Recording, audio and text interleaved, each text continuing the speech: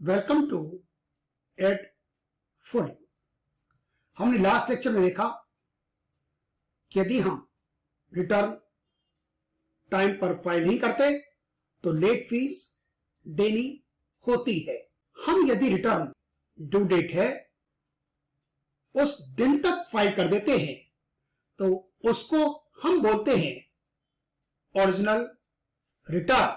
और यदि हम लास्ट डेट गुजर जाने के बाद जिस दिन तक हम रिटर्न फाइल कर सकते हैं वो कहलाएगी belated return. Financial year 2020-21, assessment year 21-22 जिनका टैक्स ऑडिट का केस नहीं है उसमें ओरिजिनल रिटर्न की लास्ट डेट थी 31 दिसंबर 2021 और बिलेटेड हो गई 1 जनवरी 22 से लेकर 31 मार्च 22 तक। यदि हमसे कोई गलती हो जाए रिटर्न फाइल करते टाइम तो हम उसका सुधार भी कर सकते हैं। यदि हम ऐसा करते हैं तो सेक्शन एप्लीकेबल होता है 139 विद इन ब्रैकेट 5 और उसको बोलते हैं रिवाइज रिटर्न। और रिवाइज रिटर्न फाइल की जा सकती है for the financial year 2020-21 up to 31 March 22, चाहे आपका टैक्स ऑडिट का केस है या नहीं है। यदि आपको इंटीमेशन आ गया 143(1) का, आपको रिफंड आ गया, इसका मतलब यह बिल्कुल नहीं है कि आप रिटर्न को रिवाइज नहीं कर सकते, आप कर सकते हैं। हां, यदि आपका स्क्रूटनी आ गया 143 ब्रैकेट में 3 के अंदर, फिर आप नहीं कर पाएंगे। नंबर ऑफ टाइम्स की कोई लिमिट नहीं है। बिलेटेड रिटर्न को भी आप रिवाइज कर सकते हैं। जब आप रिटर्न रिवाइज करते हैं तो ओरिजिनल की जगह ले लेती है। यदि आपको इनकम टैक्स ऑफिसर इंटीमेट करता है, इन्फॉर्म करता है कि आपके रिटर्न में कुछ डिफेक्ट्स हैं, यदि आप दूर कर देते हैं बहुत अच्छी बात है।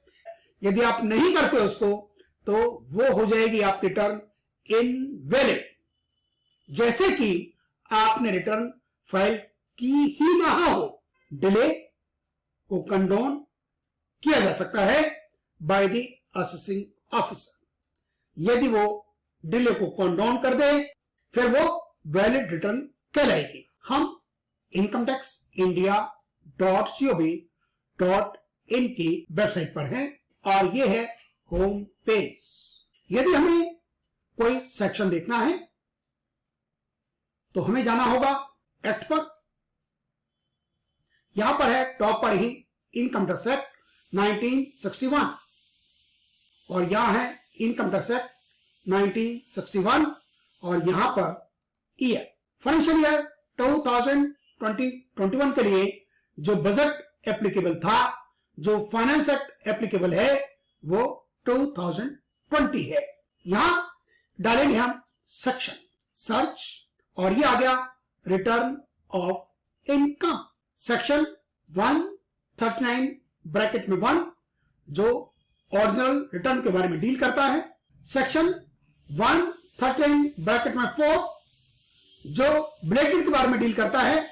Any person who has not furnished a return within the time allowed may furnish return for any previous year at any time before the end of relevant assessment year or before the completion of assessment, whichever is earlier. 139(5) deal करता है revise के बारे में। Discovers any omission or any wrong statement, he may furnish a revised return at any time before the end of relevant assessment year or before completion of assessment, whichever is earlier. 139 bracket में 9 deal करता है defective के बारे में। Where the assessing officer considers that the return of income furnished by assessee is defective और 15 days का time यहां पर लिखा हुआ है।